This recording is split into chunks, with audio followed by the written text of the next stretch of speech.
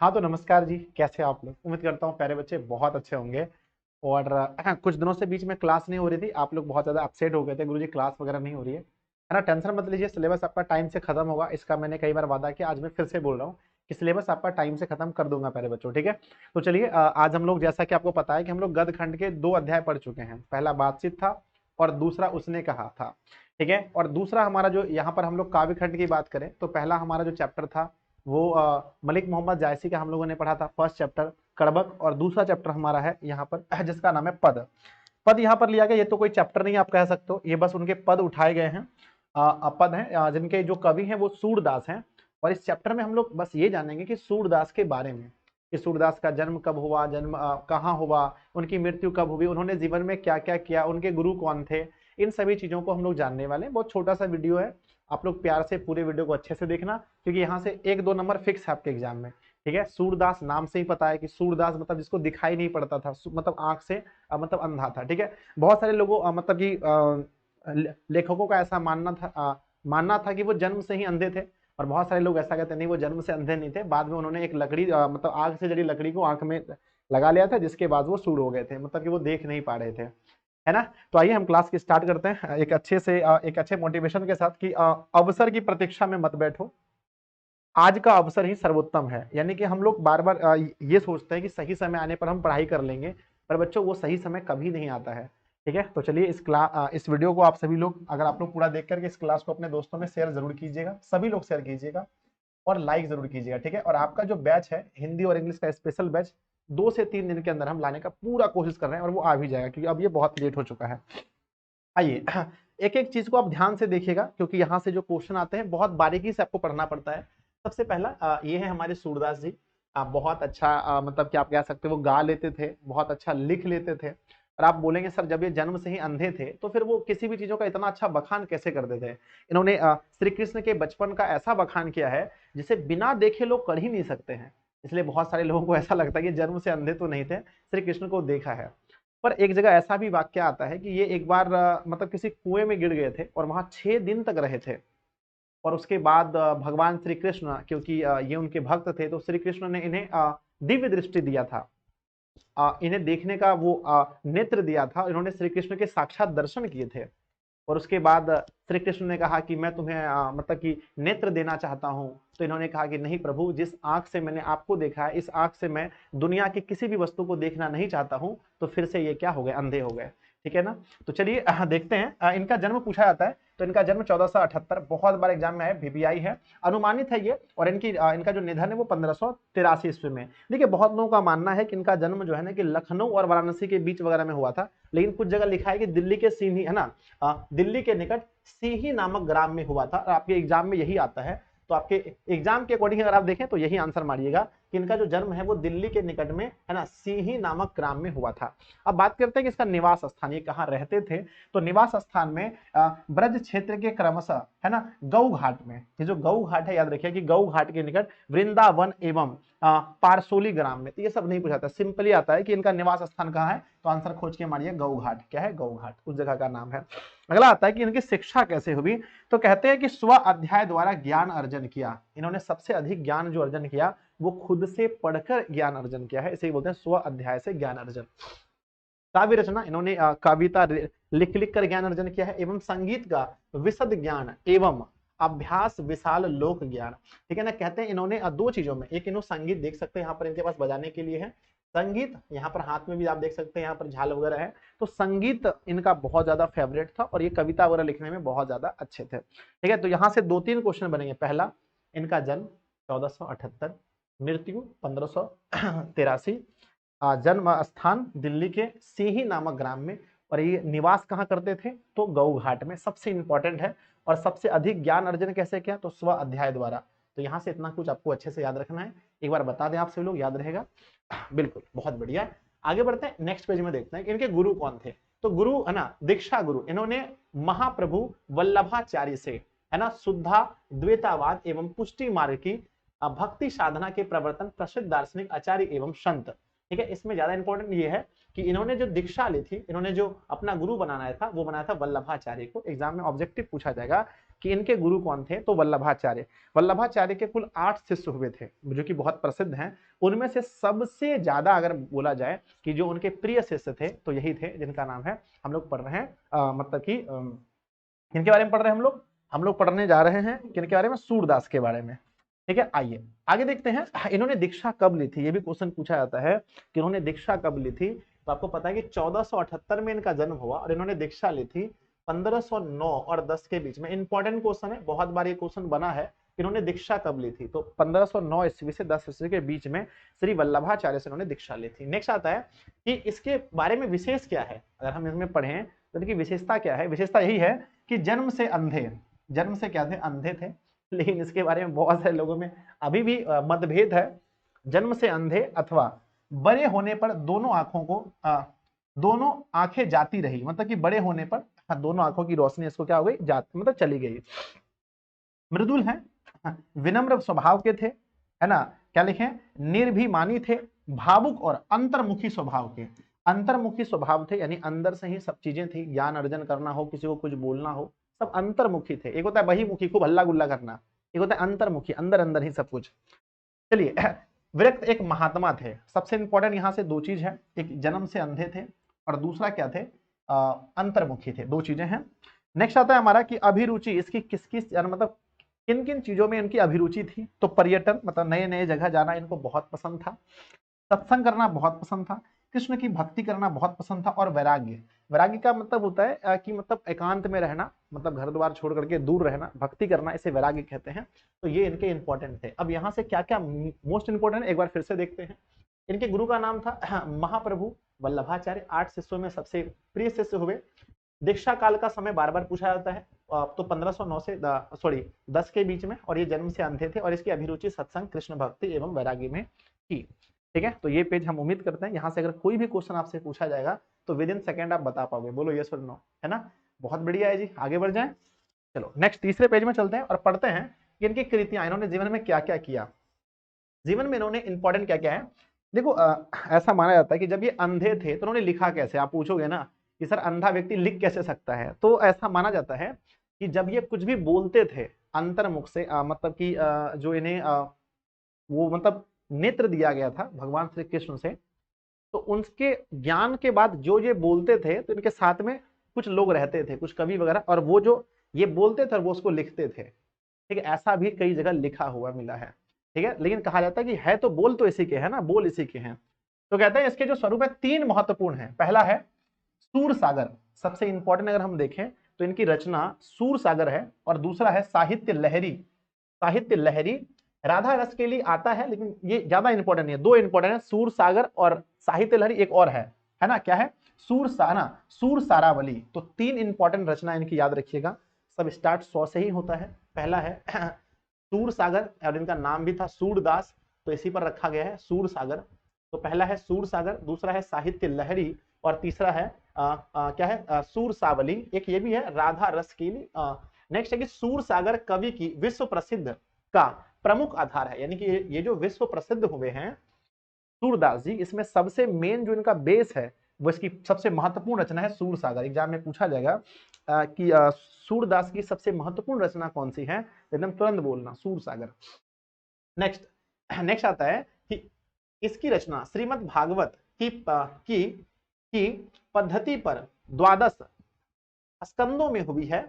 गय पदों का विशाल संग्रह है, इसमें गय पदों का विशाल संग्रह है, ये ज्यादा इंपॉर्टेंट नहीं है। सबसे इंपॉर्टेंट ये है कि इनकी प्रमुख रचनाएं कौन कौन सी हैं। तो हमने बोला सूर सागर, साहित्य लहरी, उसके बाद सूर सावली, और उनमें भी सबसे प्रसिद्ध कौन है, तो सूर सागर। ठीक है, अगर आपसे यहाँ से कोई भी क्वेश्चन पूछा जाता है तो हम उम्मीद करते हैं कि आप आराम से बता दोगे बहुत आसानी से। नेक्स्ट अगला पेज देखते हैं। अगला है कि सूरदास जो है इसी व्रज भाषा के महान कवि हैं, अर्थात बच्चों इनकी भाषा क्या थी, व्रज भाषा। इंपॉर्टेंट चीज है, अगर आपसे पूछा जाए कि मतलब कि सूरदास की जो भाषा थी रचना की वो कौन सी थी, तो ब्रज भाषा कहिएगा। सूरदास हिंदी की मध्यकालीन सगुण भक्ति, है ना, भक्ति धारा की कृष्ण भक्ति शाखा के अन्यतम कवि हैं। यहां से इंपॉर्टेंट देखिए फिर से, पहले ये मध्यकालीन थे। अगर आपसे पूछा जाए कि ये जो थे वो मतलब कि किस काल के कवि थे, तो कहना मध्यकालीन। और इनकी भक्ति सगुण थी, एक होता है निर्गुण, एक होता है सगुण। निर्गुण का मतलब होता है जहां पर हम बोलते नहीं हैं मुंह से और चुपचाप भगवान का ध्यान करते हैं। और एक होता है कि भक्ति, गाना बना बजा करके हरे कृष्ण हरे राम कर करके गाना, वो होता है सगुण। तो इनकी भक्ति बोलने की थी, यानी इनकी भक्ति कैसी थी, सगुण भक्ति धारा, और ये कृष्ण के भक्त थे। आगे बढ़ते हैं कि वे वल्लभाचार्य की पुष्टि मार्गीय भक्ति में अष्ट छाप के उत्कृष्ट कवियों में श्रेष्ठ माने जाते हैं। उनके जो 8 मतलब थे उनमें सबसे श्रेष्ठ माने जाते हैं। इनको उन्होंने पुष्टि मार्ग की दीक्षा ली थी। पूछा जाए कि वल्लभाचार्य से उन्होंने कौन सा ना किस मार्ग की दीक्षा ली थी, तो कहना पुष्टि मार्ग की दीक्षा ली थी। पुष्टि मार्ग की दीक्षा किससे ली थी, तो कहना श्री वल्लभाचार्य से। ठीक है, चलिए बहुत इंपॉर्टेंट है यहाँ पर जो भी चीज मैंने लिखा है। कहते हैं कि सूर्य के काव्य के 3 प्रधान विषय हैं। सूर्य के मतलब है सूरदास के जो काव्य हैं उसके 3 मेन पॉइंट होते हैं हमेशा कोई भी कविता लिखते हैं तो। पहला है कि उसमें विनय भक्ति होती है। दूसरा होता है वात्सल्य प्रेम जो माता मतलब माँ और बेटे के बीच में प्रेम होता है, वात्सल्य प्रेम होता है, वात्सल्य और प्रेम होता है, और क्या होता है, श्रृंगार होता है। तो ये 3 चीजें उसमें देखी जाती हैं। खरी आपसे कभी नहीं पूछा जाएगा, आप टेंशन मत लीजिए। अगला आता है कि यहाँ प्रस्तुत दोनों पद वात्सल्य भाव के हैं और सूर सागर के संकलित हैं। सबसे इंपॉर्टेंट है कि ये जो पद हैं सूरदास के जो ये पद हैं वो किस भाव के हैं, तो कहना है वात्सल्य भाव के। इंपॉर्टेंट है, इस पॉइंट को याद रखना, वात्सल्य भाव के। और दूसरा है कहां से लिए गए हैं, तो सूर सागर से लिए गए हैं। तो बताइए कहां से लिए गए, सूर सागर से लिए गए हैं। यहाँ के इंपॉर्टेंट जितने भी टॉपिक्स हैं हम आपसे पूछते हैं। आइए सबसे पहले बताइए कि इनकी भाषा क्या है, तो आप इनकी भाषा बताएं जल्दी से। तो आप कहेंगे सर इनकी भाषा है ब्रज भाषा।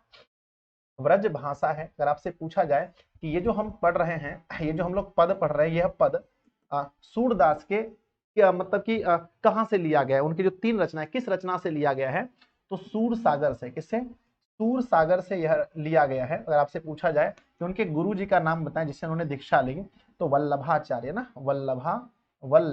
वल्लभाचार्य उनके गुरु थे, है ना, वल्लभाचार्य उनके गुरु थे। अगर आपसे पूछा जाए कि जो हम लोग पद पढ़ रहे हैं वो किस भाव के पद हैं, किस भाव के पद हैं, तो भाव का नाम बताइए क्या होगा, तो वात्सल्य भाव है ना, वात्सल्य ना, वात्सल्य भाव के ये पद हम लोग पढ़ रहे हैं। ठीक है ना, वात्सल्य भाव के पढ़ रहे हैं, जो कहां से लिए गए हैं, कहां से लिए गए हैं, तो ये लिए गए हैं सूर सागर से। कहां से लिए गए हैं, तो ये सूर सागर से लिए गए हैं। ठीक है, इस तरह से आपको बस याद रखना है। और कुछ हम पूछ सकते हैं आपसे, तो आप पूछ सकते हैं इनका जन्म के बारे में पूछा जाएगा, तो जन्म कब हुआ था, तो आप अनुमानता है कि 1478 ईस्वी में जन्म हुआ था।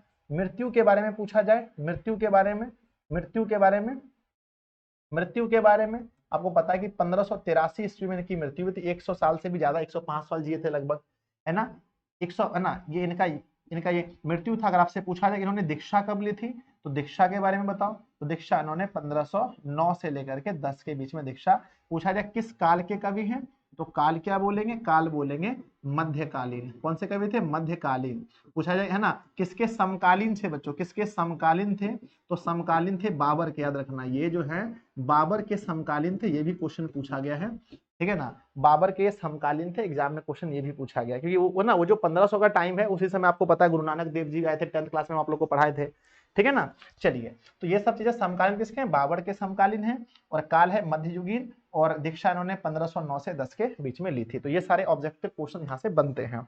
आइए बच्चों अब देखते हैं नेक्स्ट। अब इनके बारे में हजारी प्रसाद द्विवेदी ने कहा था, हजारी प्रसाद द्विवेदी ने इनके बारे में एक बहुत अच्छी बड़ाई की थी। वो कौन सी बड़ाई थी, कहते हैं कि सूरदास जब अपने प्रिय विषय का वर्णन शुरू करते हैं, जब भी सूरदास कुछ बोलते थे अपने विषय पर अच्छी बातें, तो मानो अलंकार शास्त्र हाथ जोड़कर उनके पीछे दौड़ा करता है। यानी अलंकार होते हैं, हिंदी में एक अलंकार है, अलंकार लग जाने से किसी भी भाषा की मतलब इतना रूप श्रृंगार, मतलब अलंकार को हिंदी भाषा का श्रृंगार कहा जाता है।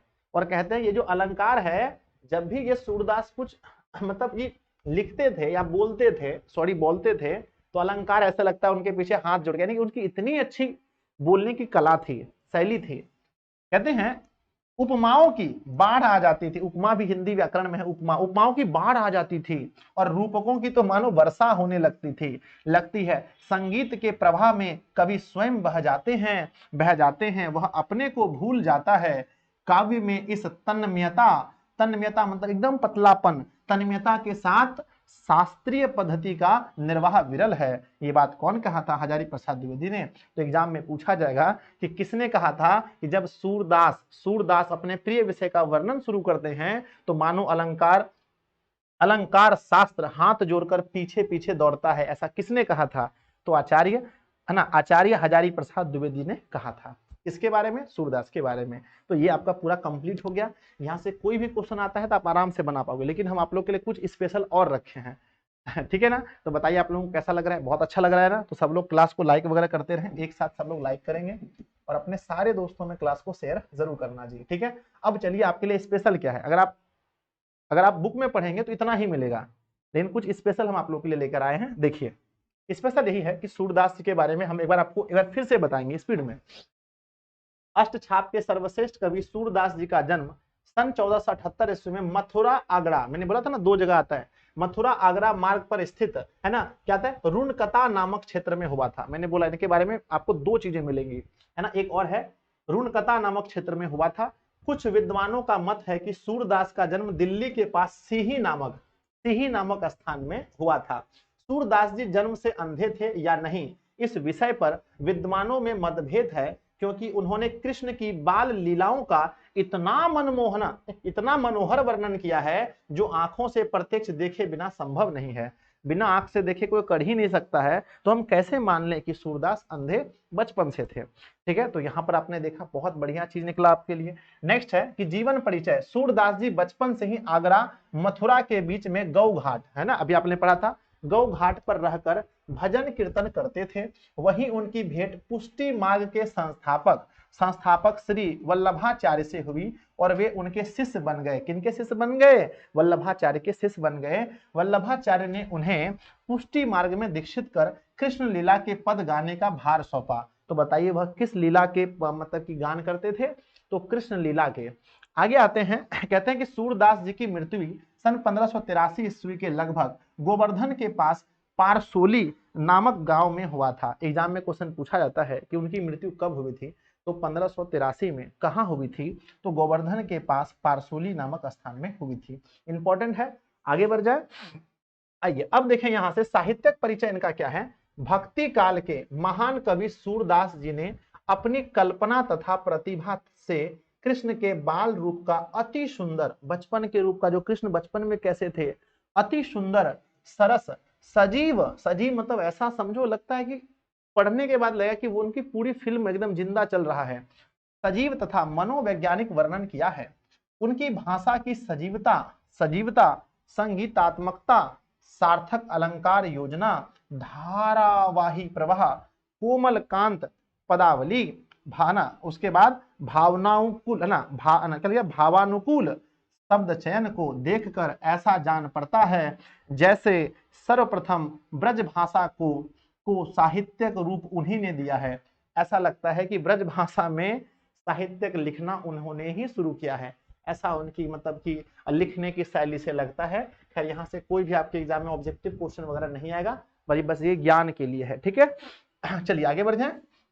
नेक्स्ट आगे देखेंगे कि साहित्यिक परिचय। कहते हैं कि उनके काव्य में प्रकृति सौंदर्य का सूक्ष्म और सजीव वर्णन मिलता है। सूरदास जी का काव्य भाव पक्ष के साथ ही कला पक्ष की दृष्टि से भी बहुत महत्वपूर्ण है। उन्होंने न केवल भाव और भाषा की दृष्टि से साहित्य को सुसज्जित किया, वरन कृष्ण काव्य की विशिष्ट परंपरा को भी जन्म दिया। ठीक है, ये उनके बारे में लिखा गया, बहुत आगे काम आएगा कभी आपको लिखने में, कभी जाएंगे तो आगे। नेक्स्ट है, सूरदास जी की लिखित रचनाओं में 3 प्रमुख रचनाएं हैं, जैसा मैंने अभी आपको बताया था। पहला है सूर सागर, दूसरा है सारावली, और तीसरा है साहित्य लहरी।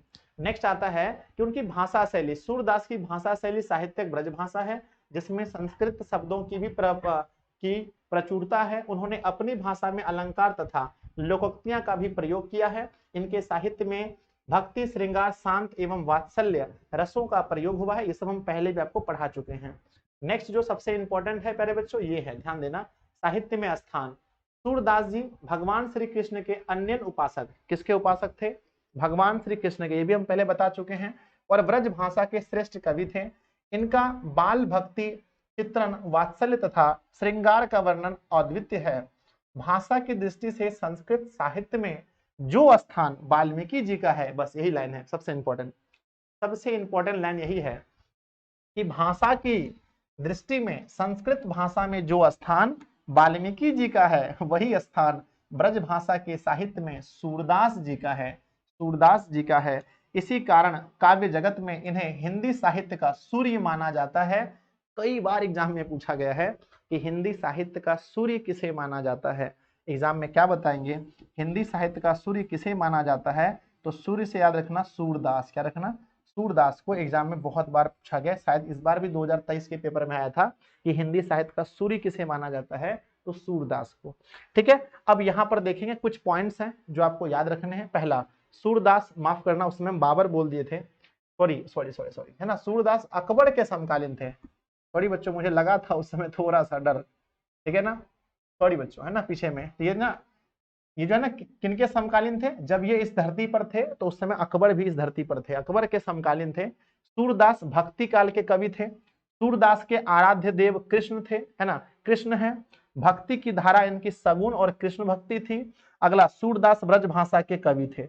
यही ऑब्जेक्टिव क्वेश्चन है जो आपके लिए बहुत इंपॉर्टेंट है बच्चों, बहुत इंपॉर्टेंट है। अगला क्या आता है, सूरदास के गुरु वल्लभाचार्य थे, इंपॉर्टेंट है।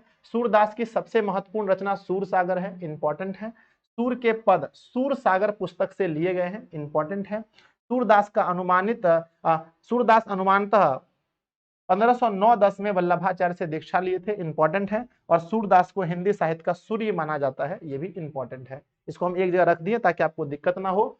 सूरदास के बचपन का नाम मदन मोहन था, ये भी इंपॉर्टेंट है। और पिता का नाम रामदास बैरागी, जो प्रसिद्ध गायक थे। सूरदास का जन्म ब्राह्मण परिवार में हुआ था, यह भी इंपॉर्टेंट है। उन्होंने आजीवन विवाह नहीं किया था, यह भी इंपॉर्टेंट है। अगला बच्चों, वल्लभाचार्य के 8 शिष्यों में से सबसे महत्वपूर्ण शिष्य सूरदास थे, ये भी इंपॉर्टेंट है। ठीक है, तो हम उम्मीद करते हैं प्यारे बच्चों कि यहाँ से कोई भी क्वेश्चन आपके एग्जाम में नहीं छूटेगा, चाहे वो ऑब्जेक्टिव कहीं से भी पूछा जाए, आप आसानी से बना पाओगे। और ये पीडीएफ जो है आपको एप्लीकेशन पर मिल जाएगा, ठीक है ना। जब तक बैच नहीं आता तब तक ये टेलीग्राम पर भी आपको मिलता है, लेकिन इसका बैच बहुत जल्दी आ जाएगा। तो टेलीग्राम पर सर्च कीजिए Disha Hindi and English classes, Disha Hindi and English classes, Hindi and English classes search कीजिए टेलीग्राम पर और ये आपको मिल जाएगा। एप्लीकेशन पर डाउनलोड कीजिए दिशा ऑनलाइन क्लासेस को, दिशा ऑनलाइन क्लासेस को। सबका लिंक इस वीडियो के नीचे दिया गया है। अगर आप आर्ट्स के स्टूडेंट हैं, दिशा आर्ट्स को देखिए, यूट्यूब चैनल साइंस के हैं, दिशा साइंस को सर्च मार के सब देख लें। ठीक, अगर आप इस वीडियो को रिकॉर्ड होने के कुछ दिन बाद देख रहे हैं तो इसके कोर्स के लिए आप हमारे टीम से बात करें, 6203020598। तब तक इसका कोर्स आ गया होगा, आप इन पर बात कर सकते हैं, या फिर 7700879453 पर इस कोर्स के बारे में पूछ सकते हैं। हिंदी इंग्लिश का कोर्स आपका आने वाला है, अगर 2-3 दिन बाद देखना तो मिल गया होगा। ठीक है, सब लोग क्लास को लाइक करेंगे, दोस्तों में शेयर करें।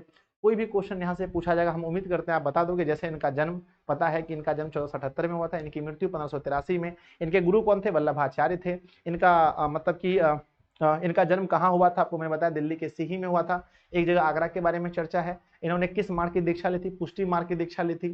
ठीक है ना, सब कुछ बहुत आसान है। इनकी 3 रचनाएं प्रमुख हैं। ये जो रचना हम लोग पढ़ रहे हैं ये लिया गया है सूर सागर से। ठीक है, लवी बच्चों, मिलते हैं हम लोग अगली क्लास में। हम लोग पढ़ेंगे इन्होंने इस पद में क्या क्या लिखा है और क्या क्या समझाने का कोशिश किया है, और हम आपको एज इट समझाएंगे। आपको बहुत मजा आने वाला है। कमेंट कीजिए क्लास आपको कैसा लगा। जय हिंद बच्चों।